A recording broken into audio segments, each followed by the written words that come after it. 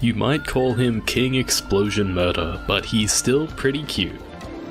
Once a highly sought after Nendoroid after the anime exploded in popularity, the original 2 Hero Academia Nendoroids received a huge third production run in 2019, so let's dive in and get hands on. Bakugo comes fully kitted in his hero gear with some extra hair pieces to switch out to his regular hair. He has 2 unique accessories, one relatively big explosion and a boom text plate with a support arm. For body parts, he comes with 3 face plates, 2 right hands and 3 left hands. And strangely enough, that extra white hand is for Deku, which we'll get into after the main review. While this may not seem like a whole lot, Bakugo and all of the other Hero Academia Nendoroids are fully articulated, so they don't necessarily need extra arms and legs to swap in and out. The drawback to this is that there can be some awkward seams around moving joints, like the shoulders, elbows, and knees. For the most part, they are well hidden on Bakugo from the front, but he's much less glamorous from the back, especially on his shoulders. Of course, he looks better in action, and you're mostly limited by your imagination for posing options.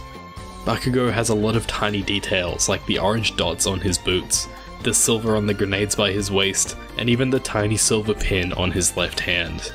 Which is to say that the paintwork is fantastic, and he looks every bit as perfect as you could imagine.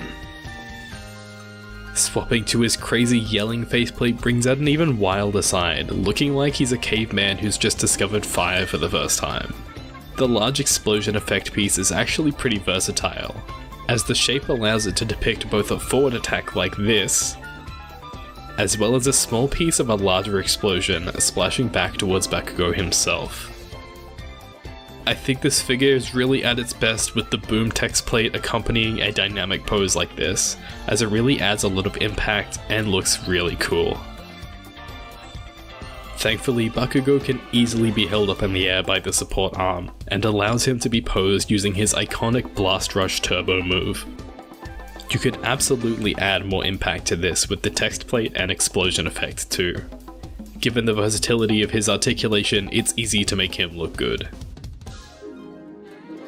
But the review isn't complete without looking at his extra hair pieces and unmasked faceplate.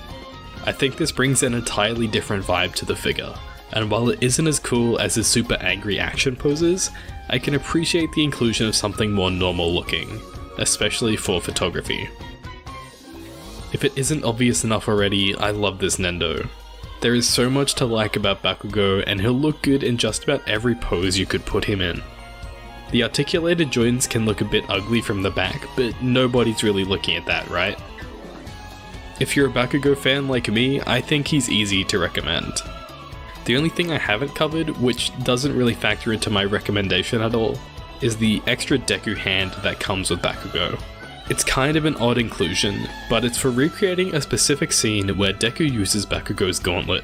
Sure, this pose looks fine, but at this point you're already going to own the Deku Nendo, who A, already has some more fitting posing options, and B, this means that Bakugo is now missing his right gauntlet. It's the sort of thing you would maybe try once, put it back in the box, and then forget this gimmick even exists. If you're interested in Deku, my full review for him will be out next week, or if you're from the future, it's already out and there will be a link on the screen.